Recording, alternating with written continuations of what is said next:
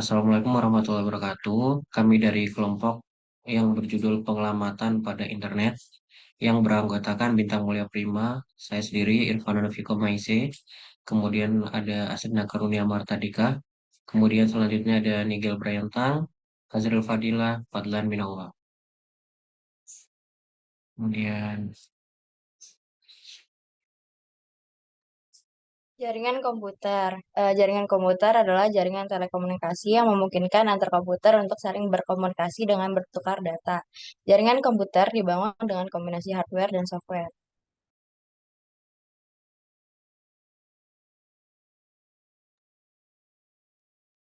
Kemudian untuk ada tiga unsur penting dalam jaringan komputer. Itu yang pertama ada hardware, perangkat keras, di mana di sini ada komputer dan perangkat seluler, kemudian router, switch dan hub.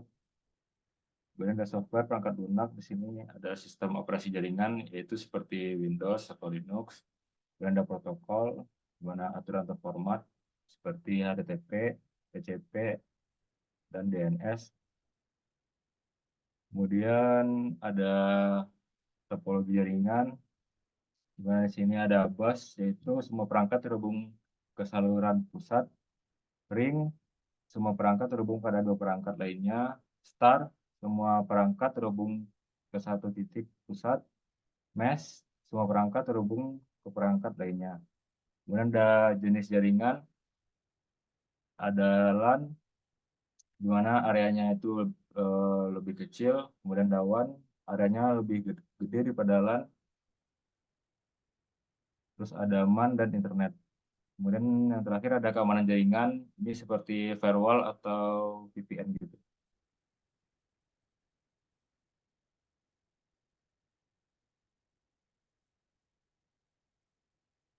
Kemudian di sini ada komponen-komponen dalam jaringan komputer topologi bus.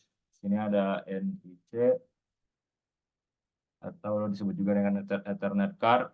Kemudian ada kabel koaksial dan BNC konektor. Ada network terminator dan T konektor.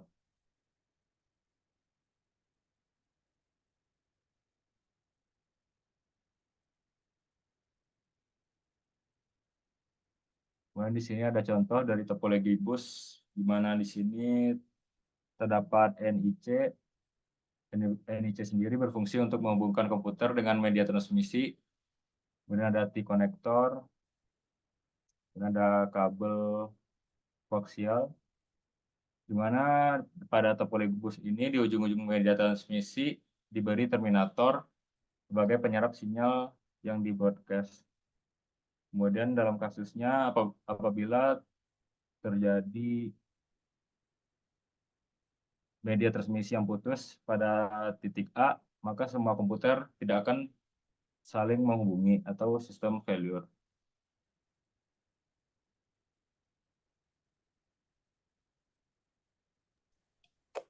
Oke, setelah topologi bus, di sini ada topologi star. Karena topologi bus di tahun 2000 dianggap ketinggalan, jadi dibuatlah topologi star. Topologi ini menggunakan kabel UTP atau Unshielded Twisted Switch Pair. Nah, di sini juga ada kelebihan juga kekurangan. Itu kelebihannya jika terjadi putus di satu kabel komputer tidak mempengaruhi koneksi komputer yang lainnya, tapi kekurangannya memerlukan kabel yang lebih panjang untuk menghubungkan tiap komputer ke hub. Nah, hub di sini itu menjadi komponen utama.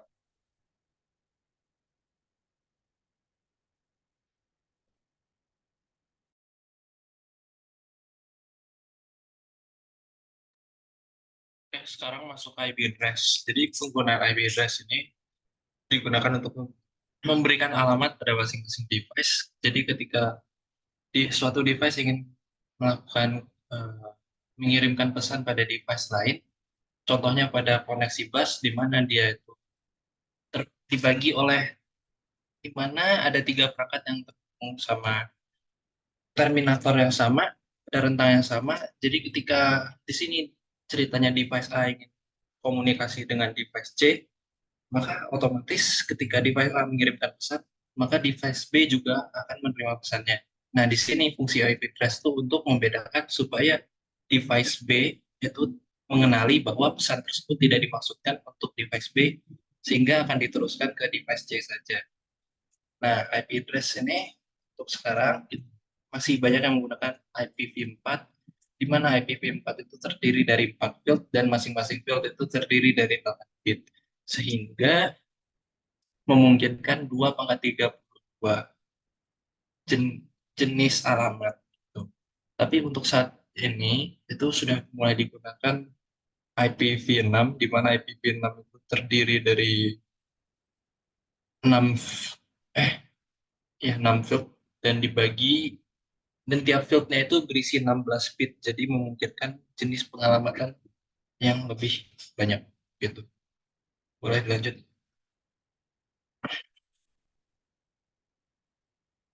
Nah, ini untuk IPv4 sendiri itu untuk saat ini ada 5 kelas, kelas A, B, C, D, di mana masing-masing kelas itu dibedakan oleh nilai field field yang paling pertama.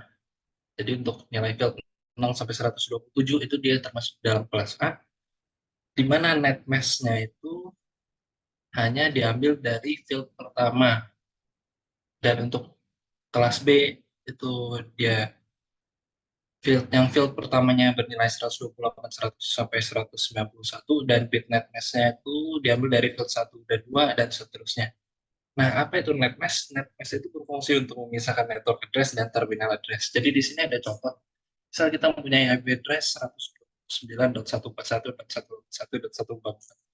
Jadi di sini karena nilai field pertamanya itu 129, maka dia otomatis termasuk ke dalam kelas B. Dan karena itu net mask-nya diambil dari field pertama dan field kedua, yaitu 129 dan 141. Nah, 129 dan 141.141 ini yang termasuk dalam klasifikasi networknya. Dan sedangkan sisanya 181 dan 144 itu termasuk dalam terminal address. Boleh dilanjut. Nah, ini ada beberapa contoh untuk kelas A.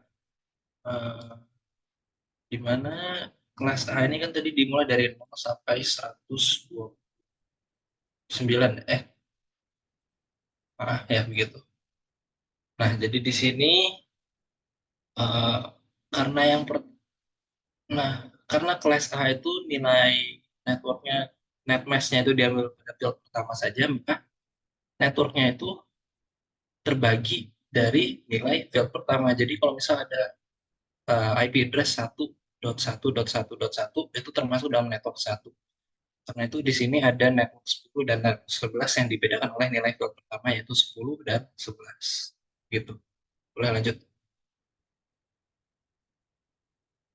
Nah, sama seperti halnya dengan kelas B dan kelas C.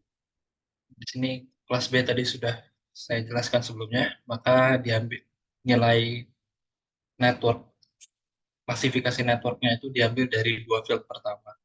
Kalau di sini itu 129.1. Nah, karena dia 129.1, maka dia memiliki rentang.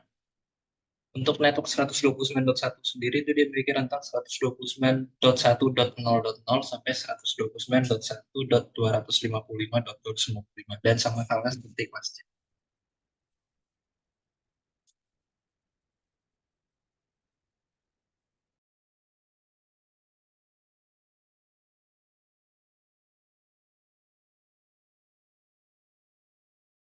Nah, untuk selanjutnya adalah tipe komunikasi jaringan komputer. Tipe komunikasi jaringan komputer itu ada 3 tipe. Yang pertama client server, yang kedua peer-to-peer, yang ketiga relay. Untuk client server sendiri, itu kita subklasifikasikan untuk mencari perbedaannya. Untuk client server itu ada rules-nya dulu. Perannya, klien itu meminta layanan atau sumber daya dari server. Kemudian untuk servernya itu yang menyediakan layanan atau sumber daya ke kliennya. Kemudian untuk komunikasi, itu klien menginisiasi, klien memulai permintaan ke server. Kemudian untuk server menanggapi, yaitu server merespon permintaan dari klien. Untuk distribusi tugasnya, itu server sentral. Sebuah server sentral menyediakan sumber daya untuk beberapa klien sekaligus. Spesialisasinya Beberapa server dapat memiliki fungsi khusus, seperti database server, web server, dan lain-lain. Kemudian untuk selanjutnya ada peer-to-peer. Untuk role-nya sendiri, peer itu setiap perangkat memiliki peran yang setara, dapat bertindak sebagai klien atau server. Kemudian komunikasinya pertukaran langsung. Peer berkomunikasi langsung satu sama lain tanpa server pusat. Kemudian untuk distribusi tugasnya itu melalui distribusi sumber daya. Setiap peer dapat menyediakan atau mengakses sumber daya. Untuk yang terakhir itu relay. Roles-nya berfungsi sebagai perantara atau perantara antara klien dan server. Jadi di relay ini ada terdapat kalau si relaynya ini sebagai perantara antara klien sama servernya. Komunikasinya meneruskan data. Relay mengirimkan data antara klien dan server, membantu melewati batas jaringan. Kemudian untuk distribusi tugasnya, optimasi rute. Relay dapat digunakan untuk mengoptimalkan rute dan meningkatkan kinerja koneksi. Untuk contoh relay sendiri itu pesan WhatsApp itu salah satu bentuk dari relay. Oke, selanjutnya ini ada MAC address yang mana seperti yang telah dibahas di sebelumnya, salah satu komponen penting dalam jaringan komputer adalah NIC atau Network Interface Card. Nah, terus NIC itu digunakan untuk mengakses jaringan, yang mana setiap NIC memiliki nomor identifikasi yang disebut MAC address. Nah, contoh spesifikasi dari MIC address itu, nah biasanya itu tuh format MIC itu terdiri dari 6 blok heksadesimal, yang mana contohnya itu ada 00.20A, 295.29D, 268, dan .216. Untuk heksadesimal itu apa? Heksadesimal adalah sistem bilangan dasar dengan dasar 16 yang terdiri dari angka 0 sampai 9 dan huruf A sampai F. Nah, terus berbeda dengan IP address komputer yang dapat digunakan diganti-ganti atau diatur secara software. MAC address itu bersifat tetap ditanamkan dalam MAC tersebut atau hardware-nya. Oke, sekian penjelasan dari kelompok kami. Jika ada kata-kata salah kami mohon maaf. Mungkin sekian kami akhiri. Assalamualaikum warahmatullahi wabarakatuh. Terima kasih.